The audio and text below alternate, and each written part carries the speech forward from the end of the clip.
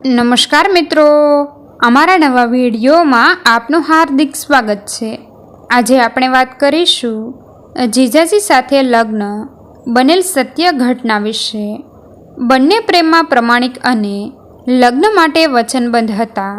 કોને ખબર હતી કે સમય નામનો ક્રૂર ખલનાયક શસ્ત્રને ધાર કાઢી રહ્યો હતો। ડ્રાઈવર, ગાડી ઊભી રાખ, તું નીચે ઉતરી જા, ગાડી હવે હું ચલાવીશ, આજનો દિવસ તું છૂટો। આ શહેરમાં મેં બધું જોયેલું છે, મને GPS સિસ્ટમની પણ જરૂર નહીં પડે। હું મારી રીતે ફરવા માગું છું, તારા માટે હોટેલમાં રહેવાની વ્યવસ્થા કરી દીધી છે। You may go and enjoy yourself. 50 વર્ષના ધનવાન ઇન્ડસ્ટ્રીયાલિસ્ટ શામક મહેતાએ આટલું કહીને ડ્રાઈવરને છૂટો કર્યો। મોંઘી કારનું સ્ટીયરિંગ એમણે જાતે સંભાળી લીધું। રસ્તાઓ પરિચિત હતા, કાર મંથર ગતિએ વહેવા માંડી। રસ્તાઓ પરિચિત હતા, પણ માણસો અજાણ્યા હતા। જે થોડા ઘણા જાણીતા હતા તે પણ ઓળખાતા ન હતા।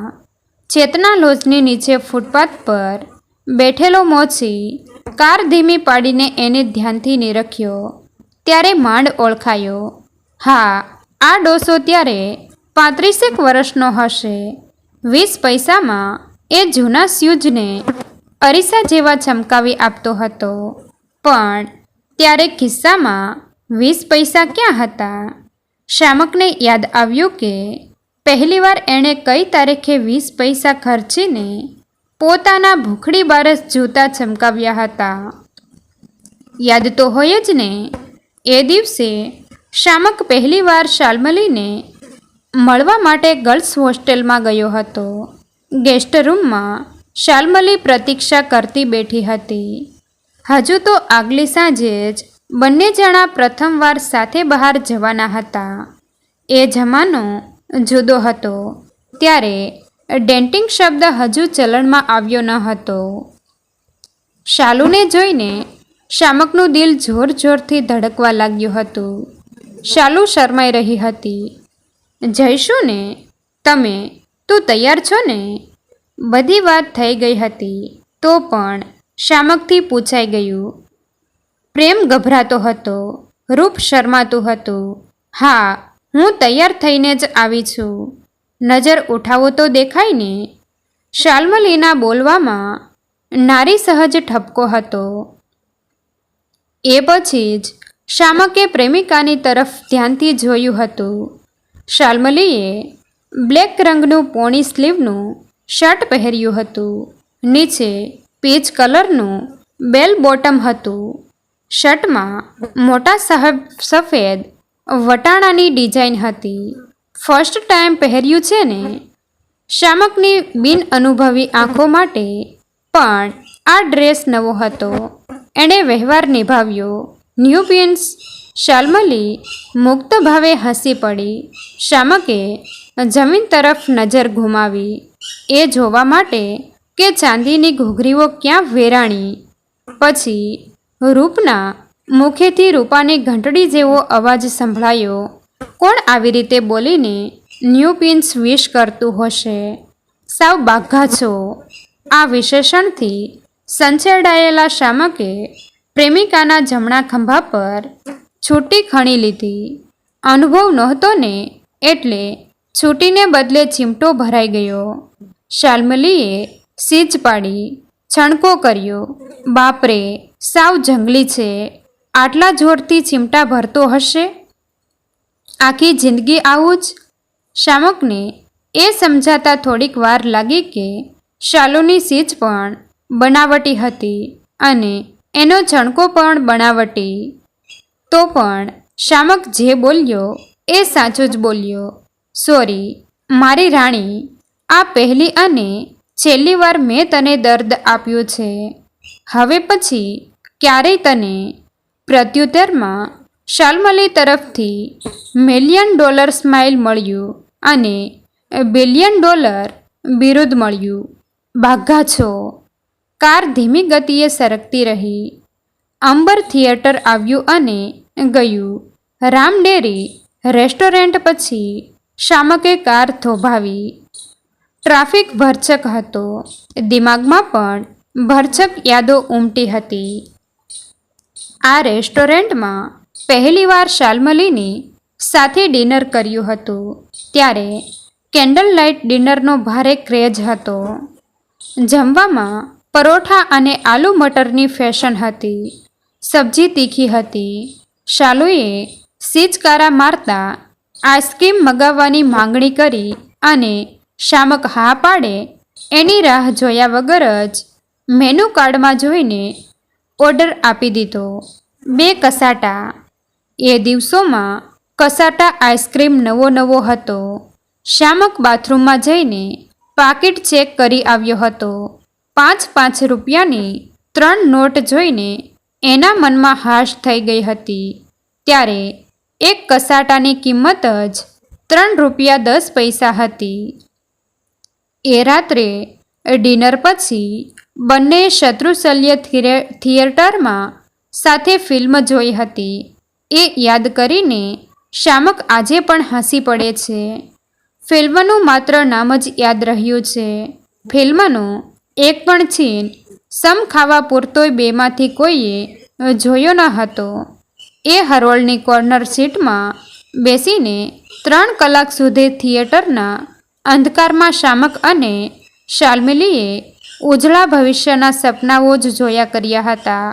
ગાઢ પ્રેમનો એ રસભીનો સમય આજે પણ સુકાયો નથી. શામક અતીતની એ ભીની શેરીઓમાં ઘૂમી રહ્યો. ફિલ્મ જોયાની રાતે શામકે હોસ્ટેલમાં આવીને જિંદગીની પહેલી ગઝલ લખી હતી.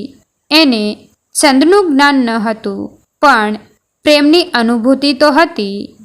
આંગળીઓના ટેરવા પર ટગરના ફૂલો ઉગ્યા હતા અને હથેળીમાં સ્પર્શનું મુલાયમ રેશમ ફરકતું હતું. છાતીના તળમાં નેહના નવાણા તબકતા હતા અને આંખોની બારસાખ ઉપર મોગરાના તોરણ બંધાતા હતા. ટ્રાફિકથી ઉભરાતા રસ્તાઓ પર ગાડી સરકતી રહી. પરિચિત થિયેટર પાસે અટકતી રહી. અતીતની લાશ યાદની સંજીવની વડે વર્તમાનમાં ફેરવાતી ગઈ. અપ્સરા, અનુપમ, દિગ્વિજય, જયશ્રી, દીપક, શત્રુશલ્ય, અંબર અને ત્યારે નવું બનેલું ગેલેક્સી થિયેટર અને એ દરેકમાં માણેલી 8-10 મળીને 50થી વધુ ફિલ્મો. આરામેની કોફી અને આયુર્વેદિક કોલેજની પાળ પર બેસીને વિતાવેલી સાંજો. ગેલેક્સીના ગેટ સામે ગાડી ઊભી રાખીને શામક ભૂતકાળની એ સાંજોમાં પહોંચી ગયો. શાલુ શોલેનું એક દ્રશ્ય યાદ કરીને બોલી હતી, જોજે હા, મારી દાદી બસંતીની મોસી જેવી જ છે. મારો હાથ માગવા માટે જય જેવા કોઈ ફ્રેન્ડને ન મોકલતો, તું પોતે જ આવજે. એ જમાનો પત્રનો હતો. રોજ બંને જણા એક લવ લેટર લખતા હતા.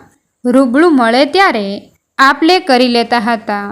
અંતે એક દિવસ શાલુએ કહી દીધું, શબ્દની છોહે નહીં, આ કાગજી વસ્ત્રો સજનવા.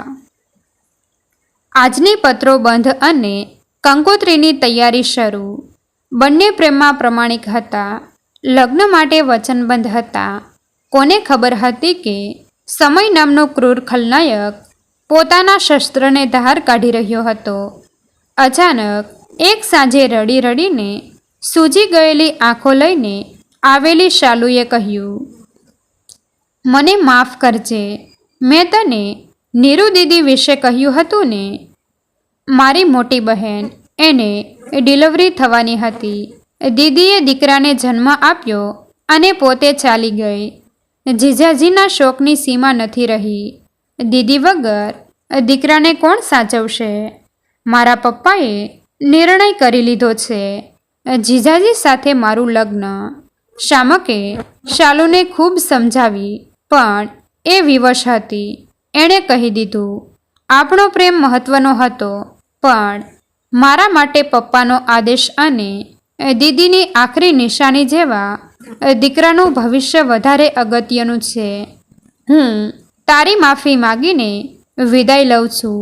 ભવિષ્યમાં મને મળીશ તો મને એ નહીં ગમે. મેં તને ખૂબ પ્રેમ કર્યો છે. હવે મને મારું ઉગ્ર તપ કરવા દેજે. શામકની છાતી પર હિમાલય ખડકાઈ ગયો. જીવન સાથે સમાધાન સ્વીકારીને એ પણ સંસ્કારી યુવતીને પરણી ગયો. આજે એ ખૂબ સુખી સંપન્ન છે.